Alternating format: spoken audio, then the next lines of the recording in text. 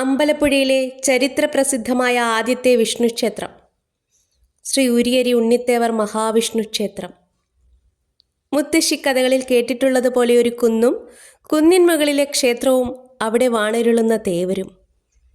കുന്നൊക്കെ ഇടിച്ചു നിരത്തിയെങ്കിലും പഴമയുടെ പ്രൗഢിയോടെ മനോഹരമായി ഈ ക്ഷേത്രം തല ഉയർത്തി നിൽക്കുന്നു.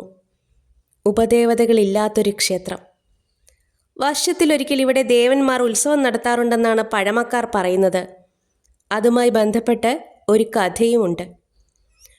ഒരിക്കലൊരു കച്ചവടക്കാരൻ തൻ്റെ കച്ചവടമെല്ലാം കഴിഞ്ഞ് ചക്കരവട്ടിയിൽ പണവുമായി വരികയായിരുന്നു. രാത്രി ആയതിനാലും കള്ളന്മാരെ ഭയന്നും അദ്ദേഹം റോഡരികിലുള്ള ക്ഷേത്ര പരിസരത്ത് തങ്ങി. അന്ന് ആ ക്ഷേത്രത്തിൽ ഉത്സവമായിരുന്നു. ദീപപ്രഭയിൽ മുങ്ങിയ ക്ഷേത്രവും പരിസരവും.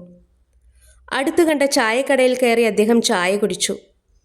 നേരം പുലർന്നു കഴിഞ്ഞ് ചക്കരവട്ടി വന്ന് വാങ്ങിക്കൊള്ളാമെന്ന് പറഞ്ഞുകൊണ്ട് തൻ്റെ ചക്കരവട്ടി ചായക്കടക്കാരനെ ഏൽപ്പിച്ചു. എന്നിട്ട് അദ്ദേഹം ക്ഷേത്ര പരിസരത്ത് കിടന്നുറങ്ങി. രാവിലെ ഉണർന്നപ്പോൾ അദ്ദേഹം ഞെട്ടി. ക്ഷേത്രത്തിൽ ഉത്സവവുമില്ല, അലങ്കാരങ്ങളുമില്ല, അങ്ങനെയൊരു ചായക്കടയുമില്ല. പരിഭ്രാന്തനായ കച്ചവടക്കാരൻ അടുത്തുള്ള ജന്മിയുടെ വീട്ടിലെത്തി.